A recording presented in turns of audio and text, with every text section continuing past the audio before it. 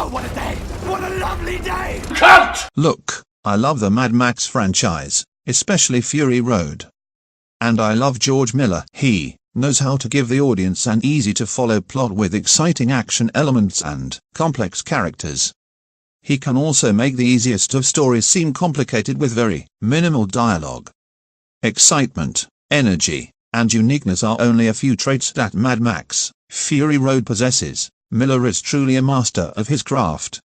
As I said, I love George Miller, but I also love Zack Snyder. He gives an essence of complex storytelling through unspoon-fed dialogue, actions, and motivations. Snyder also is a visual genius. Not even the best directors out there can match Snyder's level of visual expression. That's a fact. Who else has these types of shots? No one. Truly, Zack is in a league of his own. He is also widely hated by mainstream media and critics, not to mention the occasional fake comic book fan. In Fury Road, there is so much style and explosive action that people actually love it. But what happens if you take the exact same film, but put Zack Snyder's name in replacement for George Miller?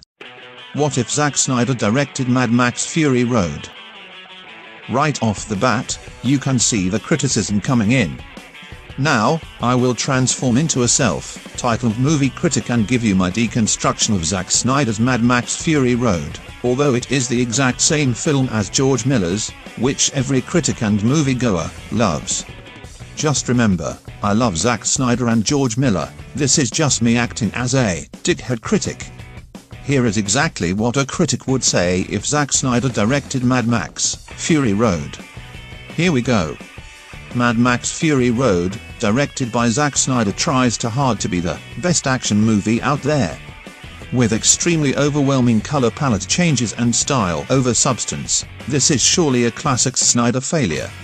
We are dropped into this world, unaware of these new mind-numbingly boring characters that don't say much or have anything to further the plot. In fact, the plot is so poorly laid out, that they travel far off into the desert, fuck something up, and drive all the way back. Genius script writing. Thanks for ruining my faith in Mad Max. Zack Snyder gives a horrendous display of destruction porn, bad pacing, and not to mention the loud and rage-filled action. The film had no laughs and took itself a bit too seriously at times.